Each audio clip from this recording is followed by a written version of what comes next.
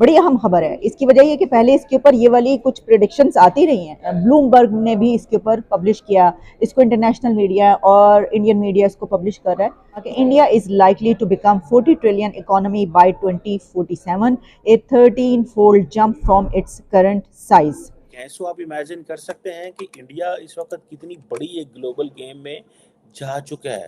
India कितनी बड़ी global game में जा चुका है। दी ओनली थिंग जिसको आप समझ सकते हैं, जिसको मेरा ख्याल है देखने की ज़रूरत है, और वो ये है कि क्या पाकिस्तान इस खित्ते के अंदर जो इकोनॉमिक डेवलपमेंट हो रही है, ठीक है जी, इस खित्ते के अंदर से इकोनॉमिक डेवलपमेंट हो रही है, उस इकोनॉमिक डेवलपमेंट का और जो ग्रोथ की बात हो रही है, उसका कोई फ़ायदा उठा सकता है कि नहीं उठा सकता। अभी तो fifth largest economy India already बन चुका है, यूके को पीछे छोड़ के। अच्छा, कुछ लोग उसमें ये कहते हुए नजर आते हैं कि उसकी वजह ये है कि यूके ऑलरेडी इस वक्त जिस क्राइसिस से गुजर रहा है, इन्फ्लेशन बहुत ज़्यादा है वहाँ पर, और बड़े एक मुश्किल हालात से गुजर रहा है। तो ऐसे में जाहिर है कि उसने पीछे रह ही जाना था और किसी ना किसी ने आगे आना था। तो देखिए, बात सिर्फ इतनी नहीं है। अगर हम इस फैक्टर को ले भी लें कि ये यूके का अच्छा टाइम नहीं है, इस वजह से उसको इंडिया ने क्रॉस कर दिया, लेकिन इंडिया ने ही क्यों क्रॉस किया, किसी और कंट्री ने क्यों नहीं क्रॉस किया?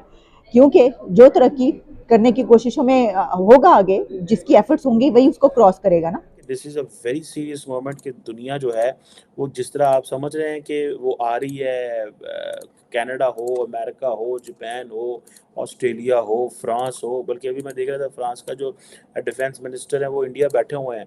लेकिन पाकिस्तान में वही बात है, प्रोटेस्ट चल रहे हैं, शोर मचा हुआ है। टेक्निकली तो चाइनी इंडियंस जो हैं, कैनेडियंस जो हैं, वो चाइना के ऊपर, इंडिया के ऊपर रिलाई करना चाहते हैं फॉर देयर सप्लाई चेन। और किस तरह वो जो रीजनल इनिशिएटिव्स हैं, जो सप्लाई चेन इनिशिएटिव्स हैं, उनको पता है कि आइंदा मुस्तकबिल में जो हब है मैन्युफैक्चरिंग की वो इंडिया में आ रही है, मूविंग अवे फ्रॉम चाइना। सो वो समझ रहे हैं कि हमें इस इंडो पैसिफिक स्ट्रैटेजी की ज़रूरत है। जबकि पाकिस्तान का जिक्र उन्होंने किया जनाब कि वहाँ पे 4 न्यूक्लियर वेपन्स हैं, और साथ में उन्होंने ये भी कहा है कि बड़ा वॉलेटाइल रिलीजन है, बिकॉज यहाँ पे line of actual control China और इंडिया के बीच में, और लाइन ऑफ कंट्रोल पाकिस्तान और जो है वो उसके बीच में है। सो ये है वो चीज़। अब अगर आप देखें कि इंडिया की जो बढ़ती हुई, वो कह रहे हैं कि बेसिकली वो कह रहे हैं कि इंडिया की बढ़ती strategic and economic and demographic importance, that is where जिसे कहते हैं ना कैनेडियन स्टैंड।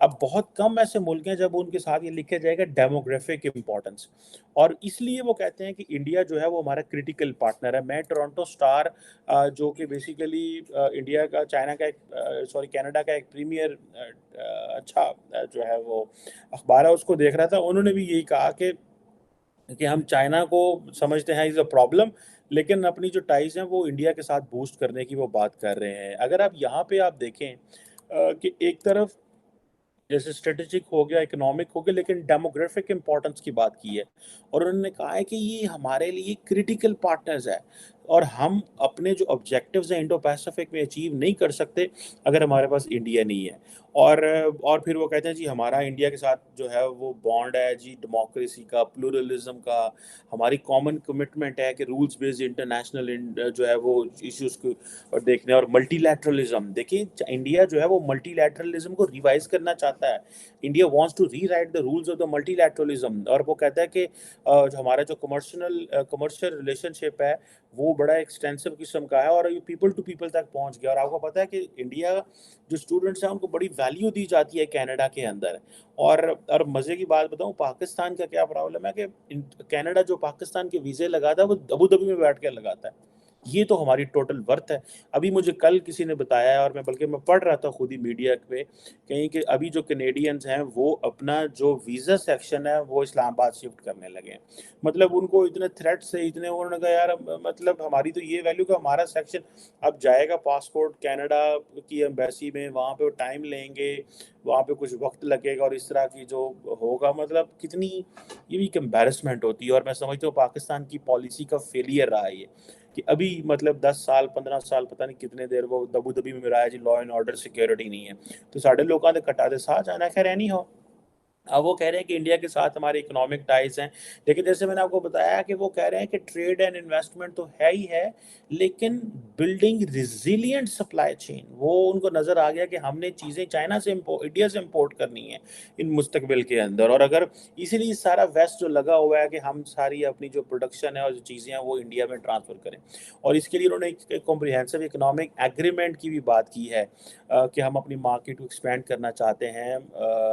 और वो कह रहे हैं कि हम एक कनाडा इंडिया डेस्क इस्टेब्लिश करेंगे ट्रेड कमिश्नर सर्विस को प्रमोट करने के लिए, और बढ़ती strategic and economic and demographic importance, that is where the जिसे कहते हैं ना कैनेडियन स्टैंड।